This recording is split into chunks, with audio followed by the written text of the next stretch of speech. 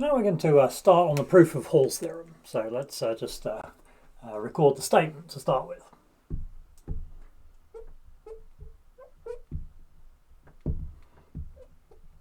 Okay, so let A be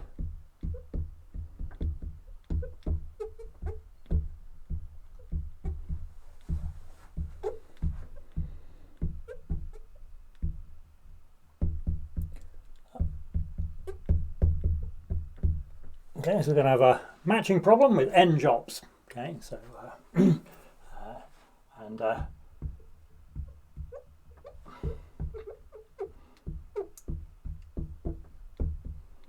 going to suppose that every subset of jobs is plausible.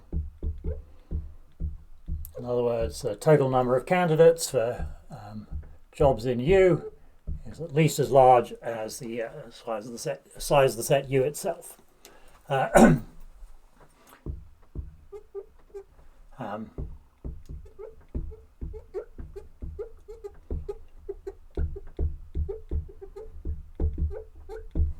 the problem we claim has got a solution. So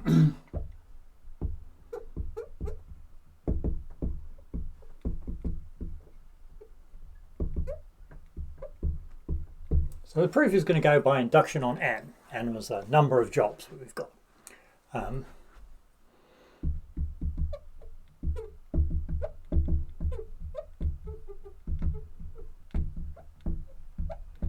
So we could start with n equals 0 or n equals 1. In some sense, it's kind of tidier to think about n equals 0.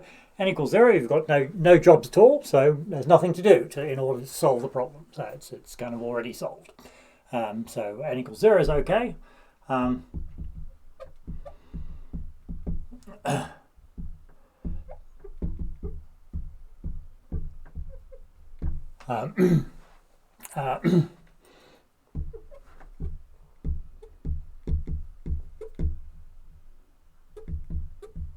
Okay, so B consists of a single job, little b, and this set containing just little b, that's a plausible set.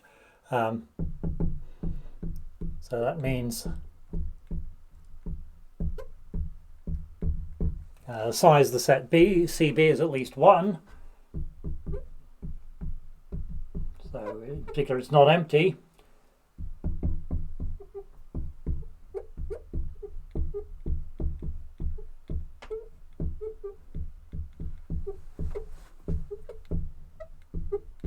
Okay, so then we can just choose any member of the set CB, any person who's qualified for job B, and assign job B to that person. And there's no other constraints because we haven't got any, haven't got any other jobs, so there's nothing to do about checking that people don't have more than one job or anything like that. So we're done. Okay, so now suppose that n is bigger than 1, and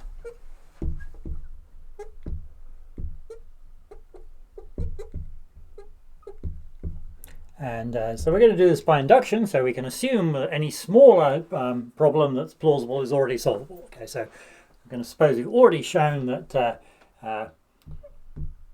every plausible problem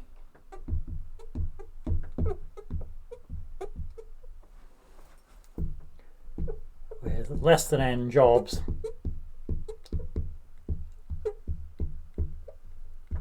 is solvable. Okay. And so from that we need to do the induction step. We need to show that this problem with n jobs is also solvable. So we need just one more little bit of terminology. By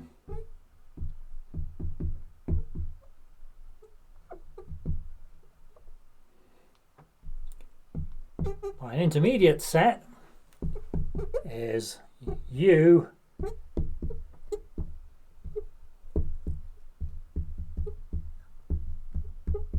is a set of jobs which is not empty and is not the whole thing. So two cases.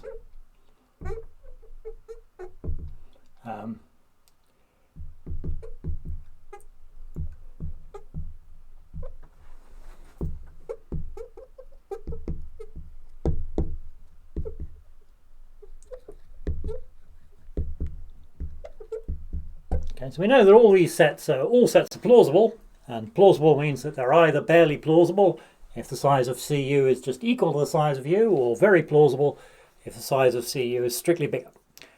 So it turns out we have to ask ourselves whether there's any intermediate set that's just barely plausible. If there is, then we have to use one technique, and if there isn't, we use a different technique. So let's spell that out. There's the easy case, is where every intermediate set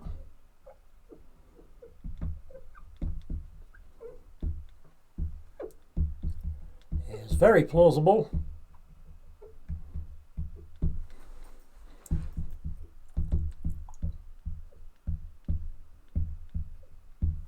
So the size of CU is strictly bigger than the size of U. And then the hard case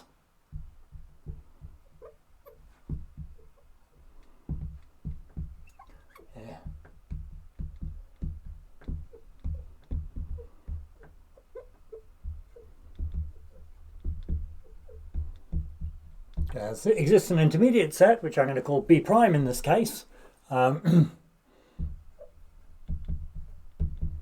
which is barely plausible.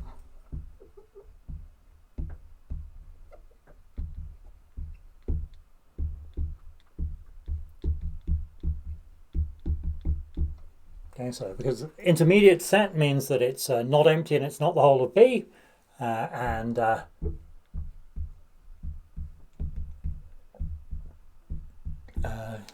barely plausible means that the number of candidates for B prime is the same as the number of jobs in B prime. Okay, so let's just look at the easy case for the time being.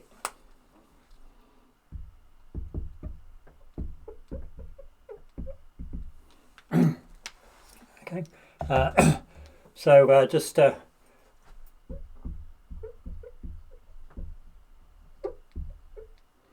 we just choose any job B in the set B, and put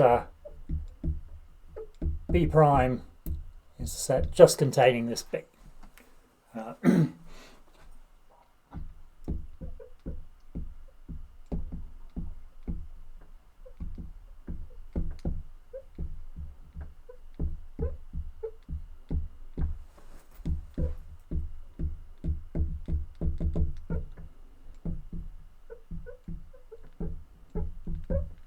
Okay, and then we look at the candidate set for B. Well, that's by the plausibility condition, that's got to have size at least 1. So we can choose some job there.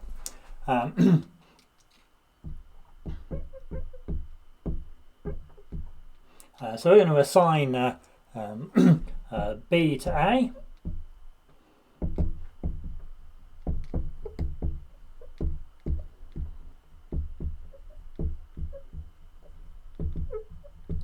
So this gives us a partial solution. We're going to consider the completion problem.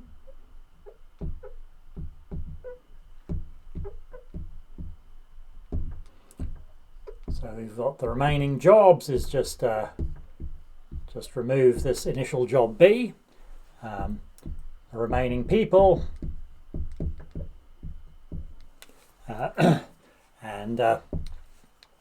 and then the candidates is just the original candidates. Then I have to remove A. Okay.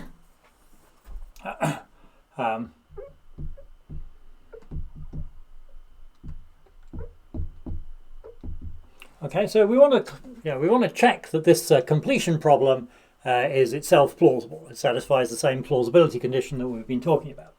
So let's consider some subset of jobs in B double prime. Then in this completion problem, the candidates, well, they're just the original candidates, except that we have to remove A.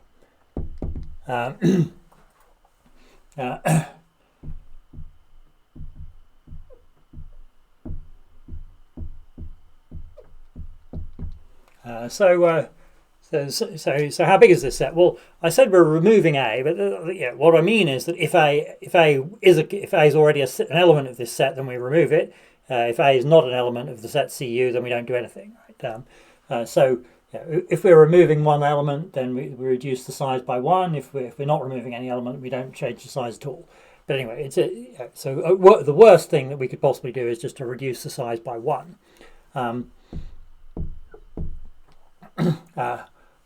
Yeah, sorry, I should have. Yeah, so I should make this is kind of separate case for the case where U is empty. Okay, so anyway, so yeah, let's just suppose here that U is not empty. Okay, so in this case where U is not empty, then this new set of candidates is like this. But U is an intermediate.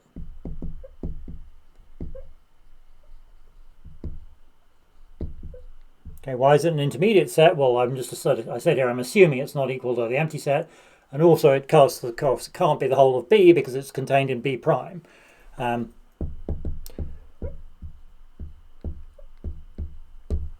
So because it's an intermediate set, so by our assumption, because we're in the easy case, the size of CU is strictly bigger than the size of U, and so that means that if I subtract 1, then that's still greater than or equal to the size of U.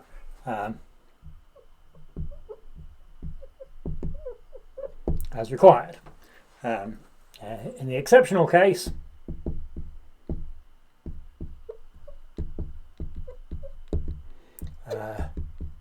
and if U is empty, well then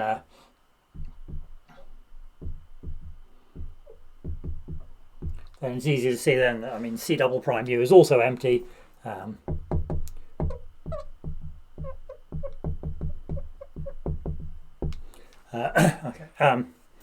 Okay, so what have we shown? We've shown now that the completion problem satisfies the same plausibility condition.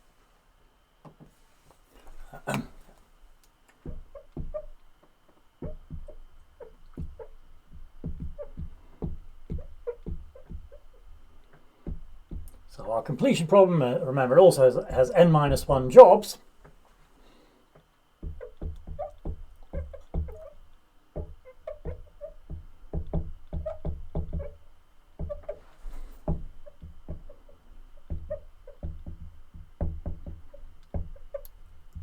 And it satisfies the plausibility condition because we've shown here that C double prime U is always at least as large as the size of U.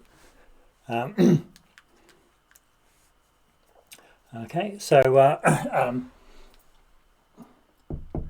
so the completion problem is solvable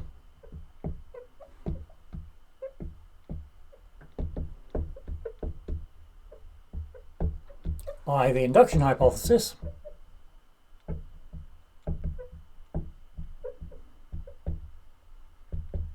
Remember, as our induction hypothesis, we're assuming that every plausible allocation problem with fewer than n jobs is solvable. And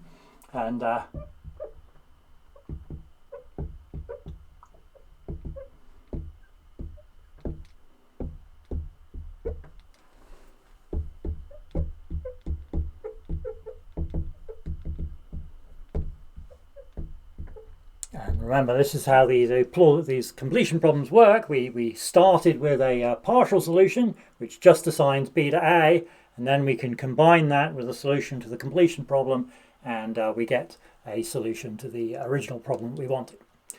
Okay, so that completes everything we need to do in this easy case. The easy case, remember, was where every intermediate set is very plausible.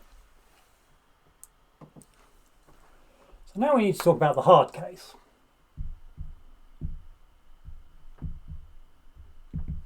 Okay.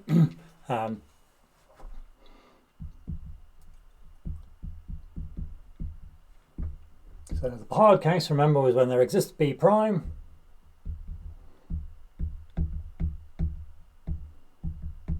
So it's a subset of B, but it's not equal to the empty set, and it's not equal to all of B.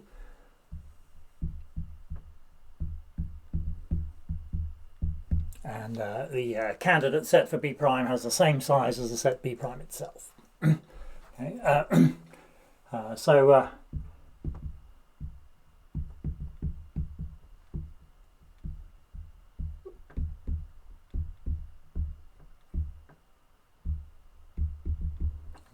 this B prime has size has fewer than n jobs in it.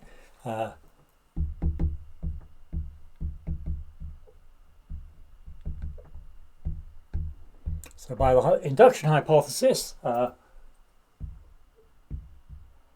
we have a partial solution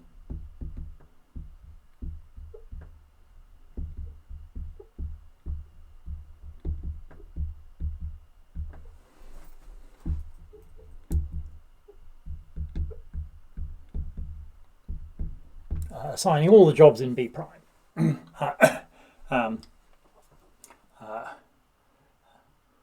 So as before,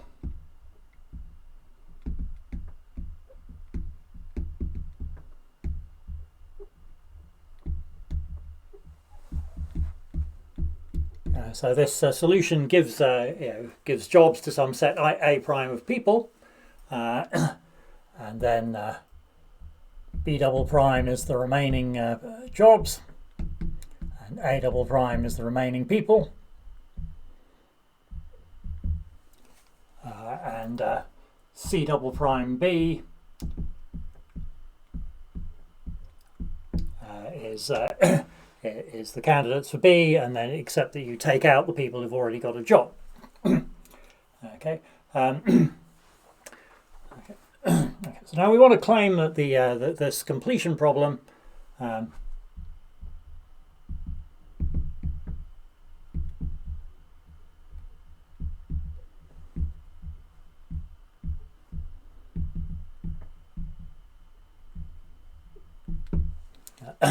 the completion problem is plausible. So we first need to note that if we look at that this set A prime is actually the full candidate set for B prime.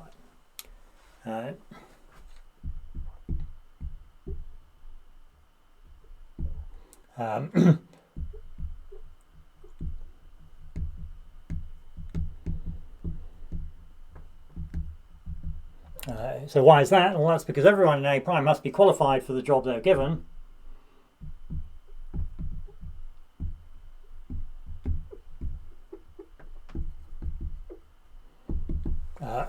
So that means that A prime is a subset of CB prime.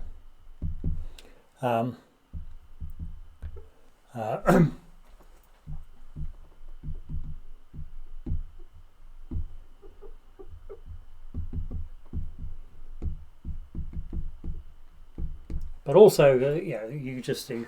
It's only got one job per person, so the size of A prime has to be equal to the size of B prime.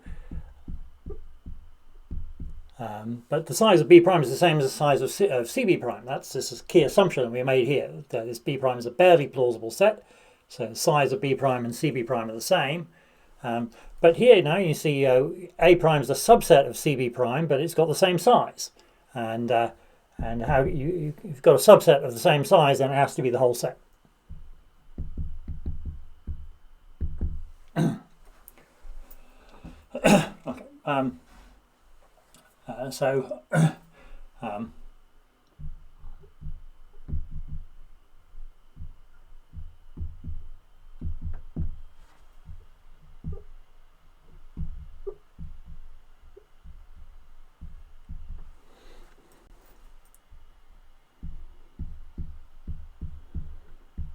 Okay, so we've got some subset of the unassigned jobs, and we need to check that the candidates with respect to this completion problem for this set of unassigned set of jobs has size at least as large as the set U itself. So yes, let's just write that again.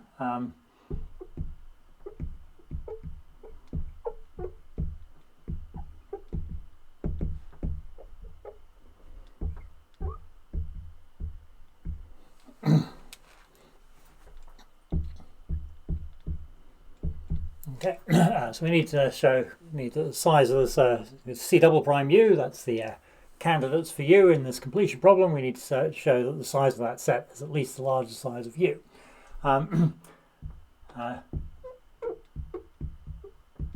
So we need to note though here that what is this C double prime U?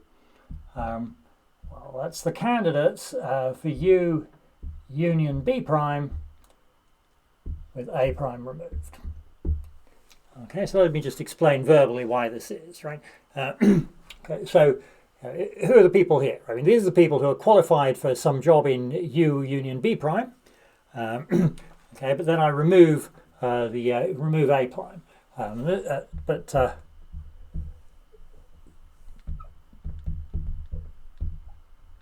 But remember, on the last screen we proved that A prime is the full candidate set for B prime.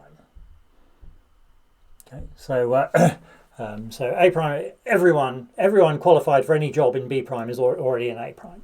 So it doesn't really matter if I put the B prime in here, right? If I count all the people who are qualified for B prime, those kind of extra people, but then I'm going to remove them anyway because I'm taking out A prime. So this set here is candidates for U union B prime, and then I remove the candidates for B prime. I'm just left with the candidates for U who don't already have jobs. Okay, so we've got this, and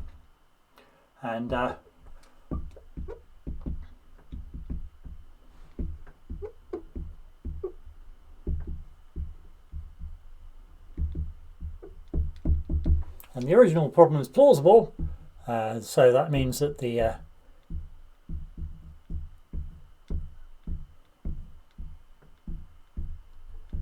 number of candidates for U union B prime is at least as large as the size of the set U union B prime. And notice, of course, that U here was a subset of B double prime, and then we've got B prime, but B double prime and B prime don't overlap, right? B double prime is just the complement of B prime, so these two sets here don't overlap, and so we've just got the most obvious formula for the size of this. And remember also that the size of B prime is the same as the size of A prime, right? I mean, we had this set B prime of people, and then A prime was the set of people, so B prime is a set of jobs, and A prime is a set of people doing those jobs. That has the same size. And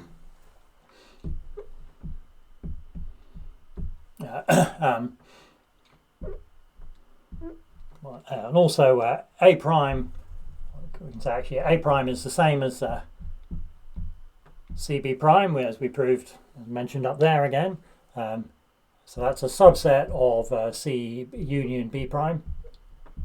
So that means that when we take when we form this relative complement here, and because this A prime is actually included in here, to find the size of this set, we just subtract.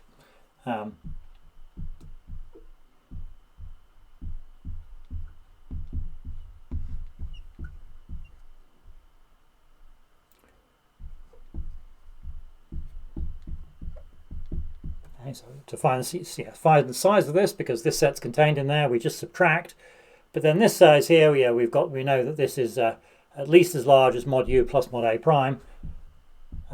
So by this relation here, we see that this is at least as large as the size of set U as required. Okay,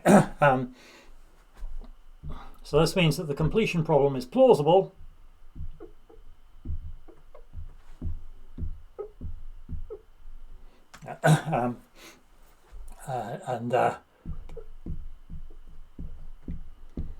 And also note that this completion problem is smaller, right? I mean, how many jobs have we got here? For the completion problem, the set of jobs is B double prime, which was B with B prime removed, and B prime wasn't empty, so we've removed some stuff. So B double prime is smaller than B, so this is a smaller problem, and so we can use the induction hypothesis.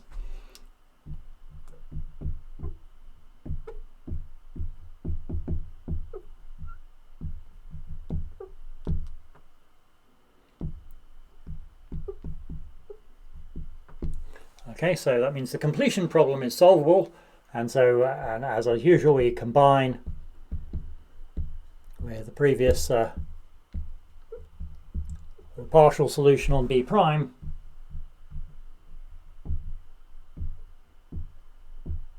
remember we started in this hard case by saying that you could solve the problem on B prime, assigning the jobs in B prime to the people in A prime. So we just combine with that previous partial allocation. So this solves the original problem.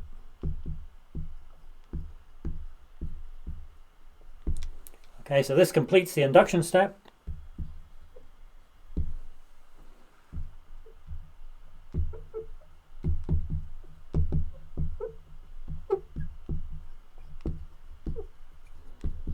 Okay, so the claim is now true for all possible n, for allocation problems of all possible sizes.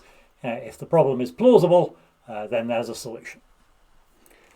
And remember, we proved it the other way around previously, that if there's a solution, then every set is plausible. That was a fairly easy thing we did in the video before last. But now we've completed the proof of the hard direction. Hall's marriage theorem, which says that if every set is plausible, then it's possible to find a solution.